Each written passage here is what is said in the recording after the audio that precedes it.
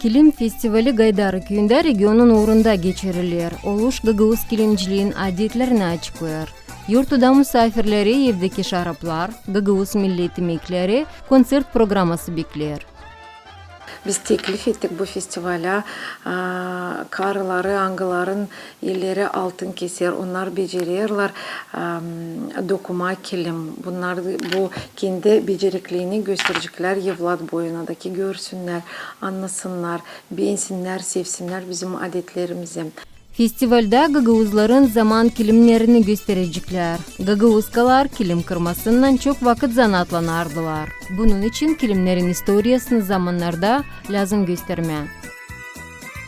Bu festivalde da pay alacaklar avtonomiyanın müzeleri, avtonomiyanın kültüra evleri, kültüra uğrunda işçiler hazırladılar. Güzel tradisiyalar isterler göstermeye. Bizim misafirlere, angılara bilmiyorlar. Ne soy tradisiyalar var bizde, ne soy güzellikler bu adetlerle bağlı var. Bu yıl yarışmak 4 nominasyada geçirilecek.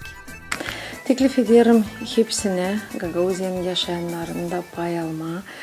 Bu cumartesine saat 11'de festival açacak kendi kapılarını. Onun için bekleriz hepsini. Gagavuz Kilimleri Festivali'ne hoş geldiniz isterim söylemeye hepsine. Serginin bitkisinde tarayıcıları başışlarla belli edecekler. Gagavuz Kilimleri Festivali 2013 yıldan geçirilir. Svetlana Dimitroglu, Maya Sadoviç, Andrei Lishinsky, Maria Kazako, GRT Haberler.